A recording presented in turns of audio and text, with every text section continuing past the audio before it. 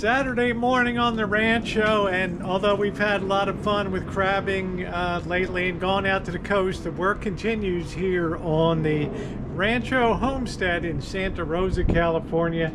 It's been a great summer, but we're still in high gear and there's stuff to do. Let's get to it.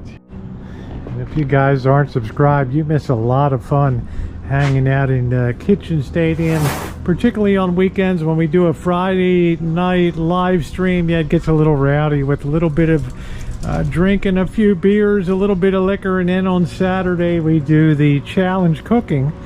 And I believe today we are doing a seafood, we're doing a shrimp boil Cajun style here. But let's go out and get an update. You can still see some very ripe tomatoes here, and boy, I must have harvested about 150 pounds of tomatoes, and it is a little bit of an afternoon breeze is picking up, but they have really done well. It's hard to believe I cut these Lady Banks roses like what, 6 weeks ago, and look at this craziness again. I got to get out here today and do all of this work, plus get the back 40 cut. But I continue to use this as just a pile to do my recycle when I'm doing cooking. I put the onion bits on here, and it's worked out really well. It's made this plot of tomatoes particularly fertile and tasty too. But I have taken in a lot of tomatoes. And yeah, we're kind of winding down a little bit. And, I haven't done too much weeding, and if we're lucky, we'll get tomatoes right through Thanksgiving. Blackbird, still in the process of cleaning up a bit here. Done a good job. I think I'm going to take a tomato as I walk along and enjoy it as we talk. But look at how well the vines have done.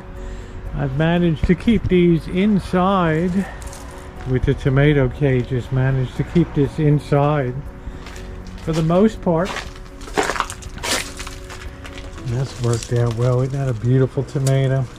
Alright, I reserve the right to change it out, which I just did, but hasn't this done well? It's done beautifully. This, if we come over here, you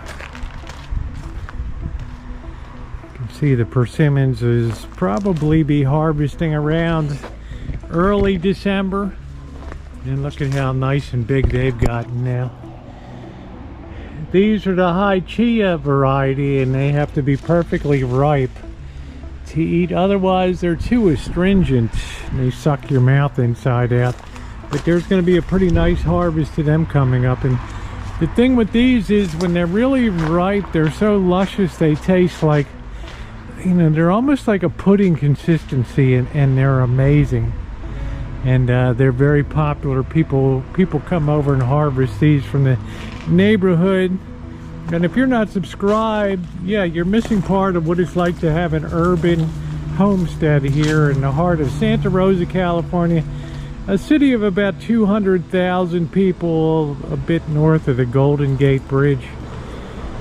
So subscribe and be a part of it. We have a lot of harvest activities coming up, particularly citrus. This looks like a wild branch that came off probably the base down here. You have a lot of offshoots that come off from the bottom. They're suckers, and you can tell they're not quite like these are the branches. These have these usually pretty big spooky thorns on them, and yeah, they can really hurt.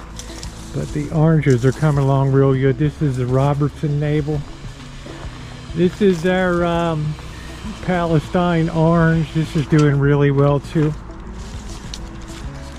You could hear the well pump running a little bit to maintain pressure. Our lemon tree, Meyer lemons, great for lemonade and also for lemon meringue pies. This is the Trevita orange over here. Another really super nice variety. So we have about probably January, late December, January, these will be ready to harvest. This is the Washington Navels over here, and these trees are still relatively young. Yeah, here's some right here. Washington Navel is kind of the standard bearer of the industry, and they are really, really, really tasty. We come over here. This is the almond tree I put in, I think, in June, and you can tell this is pretty happy. This is the all-in-one variety, which is pretty popular. We did have a harvest of one, which was fun. Sharing the bounty. I feel like taking a knife and cutting it up so we could share it amongst everybody. This, I trimmed back the Santa Rosa plum tree. So we should have a good year next year. Not as heavy as this year because we had tons of plums. This I'm really happy about. This is the, look at the pear tree here. Look at that. And I'm gonna, full disclosure, I ate one of these this morning. It wasn't totally ripe, but it was totally delicious. I think this tree is going to be great here for production. This is the, I got another one right here. I'm really happy about having that this year. This is the elephant heart plum, my favorite. Really deep red, purplish, delicious, very earthy tasting, but excellent. That peach tree, as I mentioned earlier, 27 pints of peaches were put up. And it was a lot of fun, but it was a lot of work too. There's also our Valencia orange tree, which continues to kick off very juicy oranges. I'm going to take one in with me to get my quota of vitamin C. Really juicy inside. Squeeze it, put a little bit of sugar in, and man, you really have something. This is a beautiful tree. I've said it before, I'll say it again. If you're gonna have one citrus tree, make sure it is a Valencia orange tree, okay? This is the what is this? Seville orange for sour oranges if you're gonna make marmalade. I don't know why I planted this. Probably not my best idea. I mean, how much orange marmalade English style am I gonna make? But you do need Seville oranges, sour oranges, to make the authentic. This is the Stella orange tree. Got a little bit of that off this year, and this is the new, I think this is the new Bing cherry. Here, semi-dwarf, self-fertile. Yeah, I think this was the Bing here. I have to make sure that doesn't get too tight on there. So pretty cool, huh? It's a working orchard with a lot of production. And this is the tree of shame. I just about give up on this thing. Just let it be a zombie tree here. You cut this thing and it just goes crazy. This was cut last August. Non-fruiting mulberry tree. I'd like to get rid of the tree for sure. The cats like to play in it. And back here's our apple tree and our fig tree. I'm not really a fan of the brown turkey variety of figs. They just taste, they're kind of musty to me. They're just, I don't know. If you can get the Cadota ones, the green ones that they make the fig Newtons out of, they're a lot better.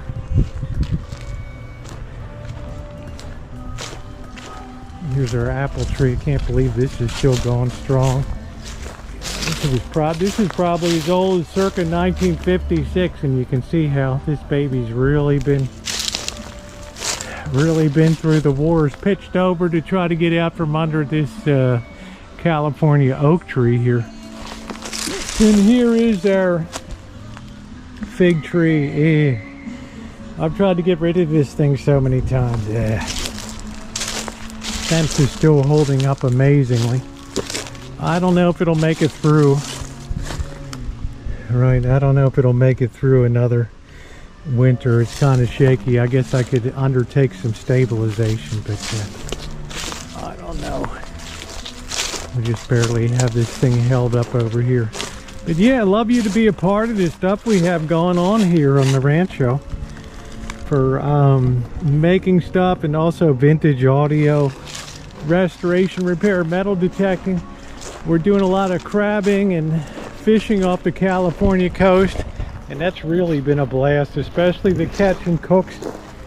And I have crazy neighbors over here that just now enjoy throwing beer cans over here on the property. There's no sense throwing them back. You just start a big ruckus. It's not that much to just pick up a couple cans. There's the fencing that needs repair. So yeah, today I'm gonna get out here and get this cleaned up a little bit, this tall grass. Otherwise it'll be a bigger mess once the rainy season hits. Get rid of some of this tall stuff. It should be the last time I really need to do any cutting out here for the season. And of course I got to tend to those Lady Banks roses. But yeah, end of summer update here on the Rancho. And thanks for being along, guys, and being part of the channel. There's great variety. You never know what we're going to be doing next year. Swinging the metal detector, swinging the soldering iron, swinging the fishing rod, swinging the crab pot, swinging the frying pans and the baking pans, and just having a good time. Be a part of it. All right, guys, urban homesteading in the hood here. And trust and believe, anybody that's been on this channel for a while will tell you absolutely positively, it is a hood. Thanks, everybody.